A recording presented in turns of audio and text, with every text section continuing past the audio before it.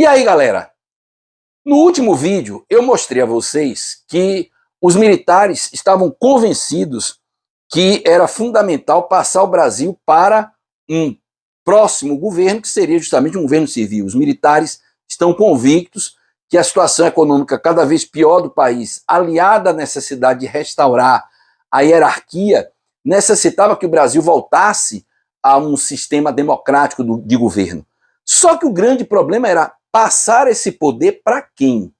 Porque o cara que ia herdar o poder no Brasil tinha que ser um cara que fosse da esquerda, porque, claro, que não se ia imaginar uma transição saindo da direita para a própria direita. Então tinha que ser alguém da esquerda. Mas tinha que ser um cara da esquerda moderada, um cara que não fosse descascar, não fosse descer a madeira em cima dos militares. Então a grande questão era essa. Quem seria esse cara? Não é? Quem seria essa pessoa para a qual os militares poderiam passar o poder com a certeza de que ele não iria perseguir os militares que deram um golpe? Outra coisa importante, você acha que todos os militares estavam de acordo com isso? Você acha que todos os militares efetivamente aceitariam fazer essa transição? Claro que não.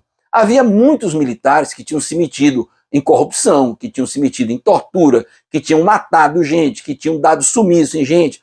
E essa galera tinha medo de que se viesse a democracia, se voltasse a democracia, eles seriam perseguidos.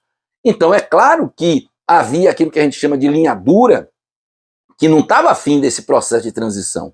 E isso ficou claro quando, em 1981, essa linha dura fez um atentado terrorista, colocou um carro-bomba cujo objetivo era explodir no meio daquilo que seria o primeiro grande comício das esquerdas em 1981, depois de praticamente quase 20 anos de ditadura militar, ia haver um grande comício no dia 30 de abril de 81 lá no Rio Centro, e os militares radicais colocaram um carro-bomba que, por sorte, explodiu antes do comício começar, mas que o plano era que esse carro-bomba explodisse em meio ao comício das esquerdas.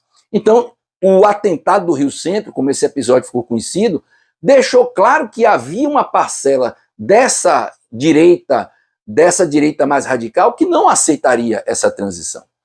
Então, a grande preocupação dos militares moderados era como fazer esse processo. E foi aí que a história deu uma ajuda. Foi quando surgiu um movimento iniciado pela esquerda e que vai terminar congregando todos os movimentos de oposição no Brasil e também aquela parcela da direita não radical.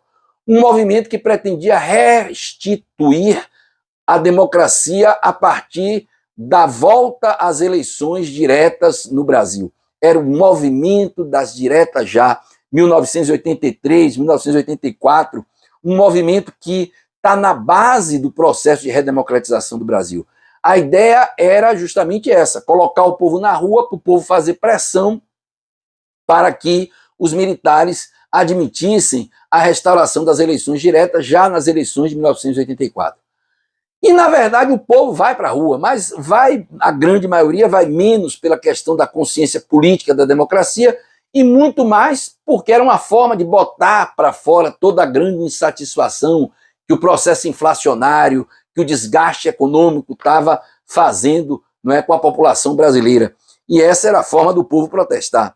Era pedir democracia, mas subjacente a isso havia todo um descontentamento com a situação econômica do Brasil. E é justamente nesse processo da direta já que começam a aparecer figuras políticas que vão se destacando, como, por exemplo, o governador de Minas Gerais, Tancredo Neves, que cada vez mais vai se consolidando como a opção dos militares, porque embora fosse de esquerda, mas era uma esquerda moderada. Um cara cuja vida política na história do Brasil sempre se pautou pela moderação, pela honestidade e também por uma grande habilidade política. E por isso, Tancredo terminará sendo o candidato das esquerdas para disputar no colégio eleitoral as eleições de 84. O fato é que os militares, apesar de todas as manifestações, o comício das diretas mais importante, que foi na Candelária, no Rio de Janeiro, reuniu 1 milhão de pessoas, a maior multidão da história do Brasil até então, mas tudo isso terminou não levando ao objetivo principal. Os militares não vão permitir uma eleição direta porque eles tinham medo de que um radical pudesse ter sido eleito. Então, o que nós vamos ter no Brasil é justamente uma eleição indireta, mas o candidato que é eleito, inclusive com o apoio dos militares moderados, é Tancredo Neves.